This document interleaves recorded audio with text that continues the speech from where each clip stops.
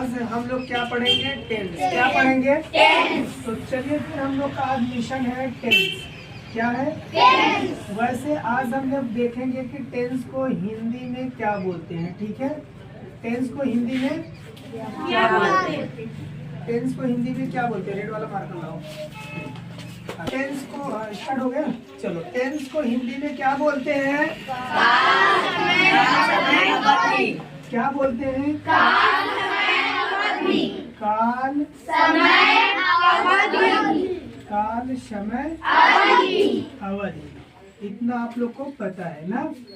अब आगे थोड़ा सा ध्यान देंगे, आखिर टेंस का डिफिनीशन क्या होता है। दिखाई दे रहा है टेंस का डिफिनीशन क्या होता है? चलिए बोलते हैं हम लोग एक साथ में। एक साथ बोलो, जितना बोलेंगे उतना लिखेंगे। Change in the form of verb according to tense इन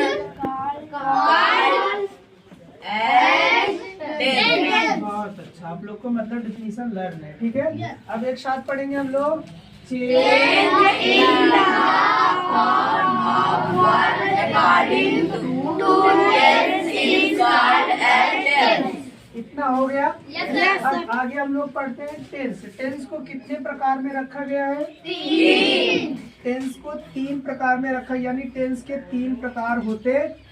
कितने प्रकार होते हैं? 3। जरा आप लोग नाम बताइए, क्या क्या नाम है? Present tense, past tense, future tense. बहुत बढ़िया। Present tense, past tense. अगला क्या है? Past tense. अगला क्या है? Future tense. आप लोग मुझे बताइएगा कि प्रेजेंट टेंस को हिंदी में क्या बोलते हैं? वर्तमान काल। वर्तमान काल। ये सब दिखाई दे रहा है? हाँ, ठीक है। प्रेजेंट टेंस को हिंदी में क्या बोलते हैं? वर्तमान काल। वर्तमान काल। और पास्ट टेंस को भूत काल। फ्यूचर टेंस को भविष्य काल। आप लोग मुझे ये बताइएगा, प्रेजेंट टेंस यानी वर्तमान काल किसे कहते हैं? उसका डिफिनीशन लिखा गया था। जो इस समय कार्य हो रहा हो उसे वर्तमान काल कहते हैं। हाँ, जो इस समय चल रहा है। एक ही बात है, जो इस समय कार्य हो रहा है, या कोई भी कार्य अगर इस समय हो रहा है वो वर्तमान काल होता है। और पास्ट टेंस यानी भूतकाल क्या होता है? बीता हुआ समय या फिर बीते हुए कार्य, यानी जो बीत जाता है उसे हम क्या कहते हैं? भूतकाल। पास्ट टेंस या फिर भूतकाल। आगे क्या पढ़ेंगे हम लोग? Future tense. फ्यूचर टेंस किसे कहा जाता है? आने वाले समय को भविष्यकाल कहते हैं। आने वाले समय को हम क्या कहते हैं? भविष्यकाल। अब आने वाला समय क्या है, यानी हम आगे क्या पढ़ेंगे? अब इन सभी टेंसों के प्रकार पढ़ेंगे, यानी प्रेजेंट टेंस कितने प्रकार के होते हैं? 4। और in past tense 4। Future tense 4। अब एक साथ हम लोग बात करेंगे कि प्रेजेंट टेंस 4 प्रकार के होते हैं, नाम पढ़ेंगे। ठीक है ना? ठीक है, वीडियो को स्टार्ट करिए। बच्चों आगे हम लोग फिर देखते हैं, ध्यान से देखिएगा। जो प्रेजेंट टेंस होता है वो कितने प्रकार का होता है? 4। आप लोगों ने बोला 4। पास्ट टेंस कितने प्रकार के होते हैं? 4। Future tense 4। यानी ये सभी 4 पूरा मिला के 12 हो गए ना। पूरा मिला के 12 हो गए। अब प्रेजेंट टेंस के चारों नाम लिखेंगे, यानी प्रेजेंट टेंस के जो चारों प्रकार हैं वो क्या है? आप लोग बताइए। बहुत बढ़िया। Present indefinite present continuous.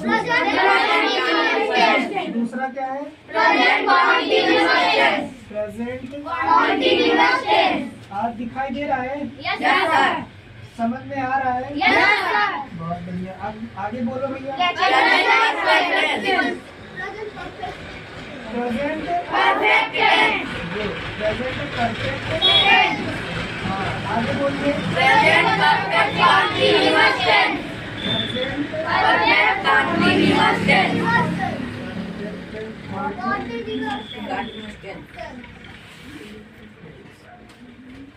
इतना हो गया ना। अब पास्ट का भी बना लेते हैं। ठीक है, पास्ट का चलिए पास्ट का बताइए। पास्ट पास्ट शॉर्टकट में लिख दे रहा हूँ। इसके बाद पास्ट कॉन्टिन्यूअस, फिर आगे बोलिए पास्ट, आगे बोलिए पास्ट,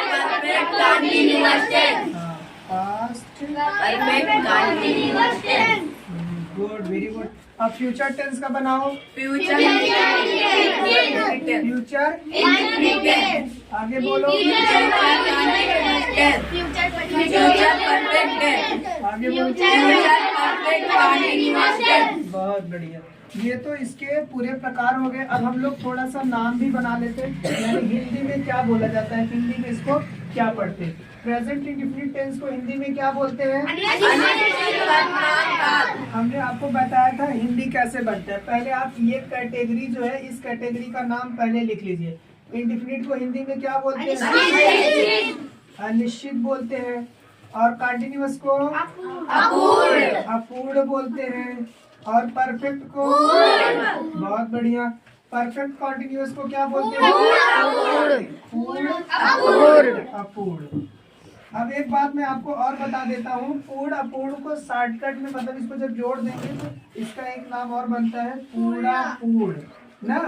जब आप इसको तोड़ेंगे तो इस तरह बन जाएगा पूर्ण अपूर्ण। आई बात समझ में? अच्छा, अब एक बात और है। अब इसके बाद हमें क्या करना है? प्रेजेंट टेंस का लिख देना। प्रेजेंट टेंस को हिंदी में क्या बोलते हैं? वर्तमान काल, वर्तमान काल, बहुत बढ़िया।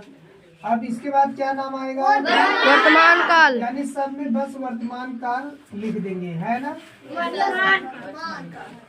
वर्तमान बोलते रहो, वर्तमान काल। अब एक साथ पढ़ेंगे, पढ़ो।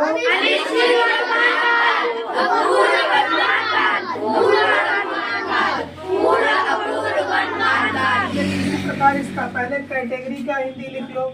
इंडिफिनिट, आई मतलब इंडिफिनिट होता है ना, तो क्या लिखेंगे? अनिश्चित, हाँ अनिश्चित। फिर लिख लो इसका अपूर्ण भूतकाल। आ रहा है समझ में? इसका बोलो अपूर्ण भूतकाल। आगे बोलो। अरे यार ऐसे कैसे बोल रहे हैं? पूर्ण अपूर्ण एक साथ बोलेंगे तब सही रहेगा, वीडियो भी सही बन पाएगा, है कि नहीं? समझ में आ रहा है?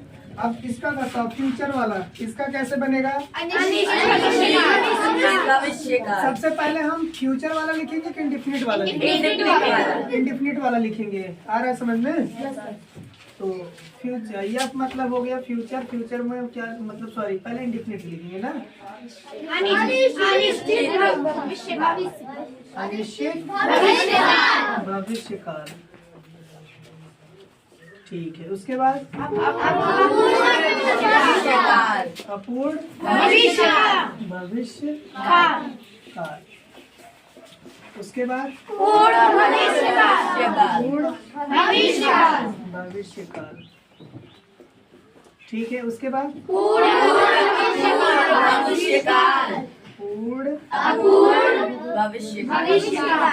भविष्य काल। तो हम लोगों ने अब तक यहाँ तक पढ़ चुके हैं ना। प्रेजेंट टेंस 4 प्रकार के, चारों हिंदी और इंग्लिश के नाम के साथ देख लिए, पास्ट को भी देख लिए, फ्यूचर को भी देख लिए। अब क्या करेंगे हम लोग जो है एक एक चीज पढ़ेंगे। अलग से पूरे टेंस की आइडेंटिफिकेशन, पहचान देख लेंगे, फिर वैसे बनाएंगे, फिर पूरे टेंस की अलग से हेल्पिंग वर्ब देख लेंगे, फिर अलग से देख लेंगे पूरे टेंस की जो है मेन वर्ब में कौन सा फॉर्म कैसे लगता है। इससे क्या हो जाता है, हम लोगों को पढ़ने में एकदम आसान हो जाता है और हमको समझ में भी आता है। नहीं तो एक साथ पढ़ेंगे तो क्या होगा, हम लोग को उतना अच्छे से समझ में नहीं आता है ना, दिमाग में घुस नहीं पाता। लेकिन किसी चीज़ को यदि हम तोड़ के पढ़े, थोड़ा थोड़ा करके पढ़ेंगे तो वो चीज़ हमको अच्छे से समझ में आ जाता है। तो बात आई समझ में? इसके बाद हम लोग ये पढ़ेंगे पूरे टेंस का आइडेंटिफिकेशन, ठीक है ना? अगर आपको समझ में आ रहा है तो हम आगे चलें, तो आगे चला जाए। समझ में आ रहा है? बहुत बढ़िया।